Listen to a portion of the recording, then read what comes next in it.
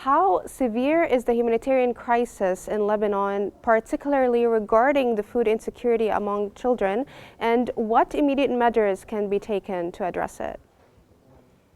Thank you for having me, Salma. Lebanon went through over a year of conflict with the Israeli state of occupation. Israel has waged a low-scale war on Lebanon for about a year, and afterwards, this war escalated into a full-blown war between Israel and Hezbollah in southern Lebanon, where Israel ravaged southern Lebanon and eastern Lebanon, the Bekaa Valley, with numerous airstrikes, and they actually invaded the south, occupying the entire border area and demolishing over 40 towns and villages and small cities. By that, they have displaced over 1.5 million Lebanese civilians.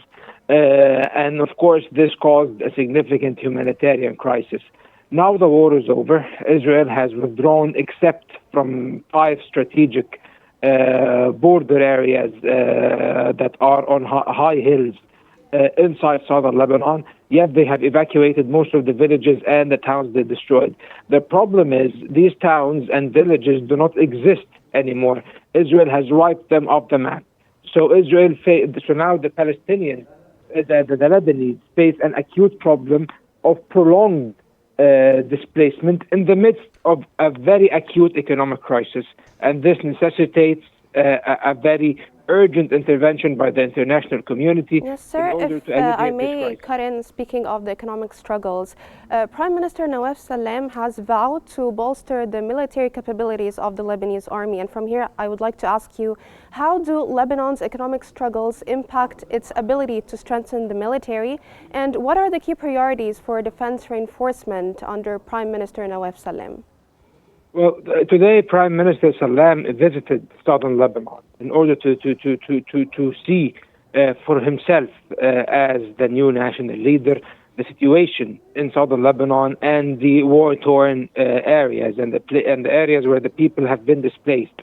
And of course, he spoke about strengthening the military and enhancing its capabilities in order to, first of all, convince Hezbollah that your resistance is no longer needed, that the army will take over the national defense of Lebanese territorial integrity and sovereignty, because he does not want Hezbollah or any other movement to drag Lebanon back into a war with Israel, and this is logical, of course. And also, he is conveying a message to the Americans and to the Israelis and France and the West in general, telling them that a strong Lebanese military is the only guarantor of stability in southern Lebanon, because it will be able to enforce Resolution 1701 that will ensure that Hezbollah will maintain no military presence south of the Litani River. And of course, in order for the Lebanese army to be able to do that, either for Lebanese territorial integrity or for Lebanese obligations under the Resolution 1701, they have to have a strong military. The Lebanese military suffered from an arms embargo over the past years. Now the Arab world and the United States have to take proactive action in order to provide military aid to the Lebanese armed forces, because the Lebanese economy cannot withstand a significant increase in the military budget. So they need aid in order to enhance their military capabilities, in order to sustain stability and calm in southern Lebanon. Now, regarding Israel's indefinite presence in the buffer zone in Lebanon, what are the legal and diplomatic implications of this, and how will this affect regional stability? Of course, the legal implications, it is an illegal occupation of Lebanese territories.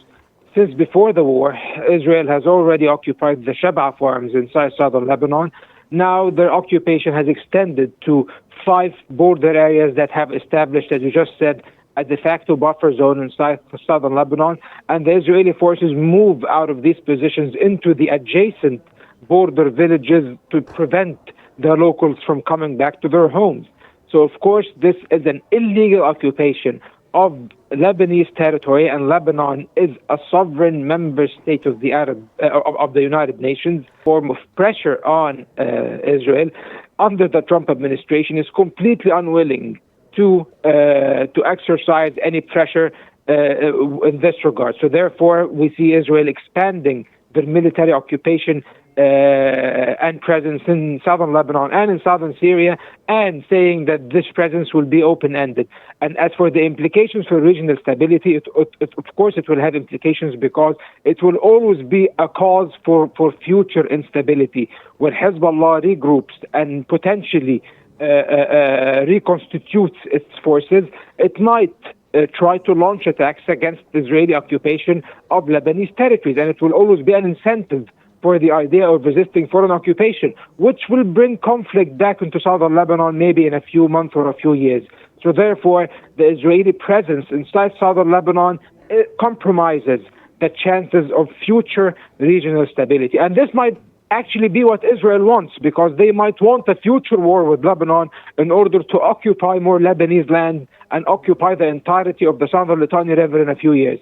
That might be the Israeli plan, but of course that's my pure speculation in this regard, Salma. Now, Sarah, with the ongoing tensions and the security threats, if you can expand on the role that UNIFIL play in maintaining stability, and how can Lebanon ensure better protection for the peacekeeping forces? Of course, the UNIFIL forces, their presence is instrumental for the sustaining of the ceasefire in Lebanon, and to prevent further escalation, and to also ensure the proper implementation of Resolution 1701. They have to ensure the implementation on the Lebanese side, meaning on the side of the Lebanese army and Hezbollah. But on the other hand, they have to also ensure its implementation by Israel. And unfortunately, Israel is completely uncooperative with the UNIFIL forces in southern Lebanon. In fact, during the war, they targeted the UNIFIL forces and UNIFIL bases and personnel several times, injuring and killing UNIFIL soldiers. So that's the problem, and that's the problem with the double standards. And I will not lay the blame on UNIFIL or the Lebanese government, because they are the weaker part. The blame here is on the Western powers, particularly the United States, France, and European Union countries. These are the countries that can guarantee the viability and the strength and the mandate of the UNIFIL forces. If they exercise proper pressure on Israel, they will observe the role of UNIFIL, and they will respect it, and they will cooperate with it. As long as they don't, they will always render UNIFIL as an incredible actor that cannot deliver, and therefore it will also be viewed by some of the residents of southern Lebanon as another occupation force. And actually they were attacked several times by Hezbollah supporters, for example, in the vicinity of the Beirut airport a few weeks ago. And of course, this was a very dangerous indication of how the high level of tension has reached in Lebanon, unfortunately. Mm-hmm. From Cairo, that was the international relations expert, Dr. Mohamed Osman. Thank you so much for joining us here on Q News.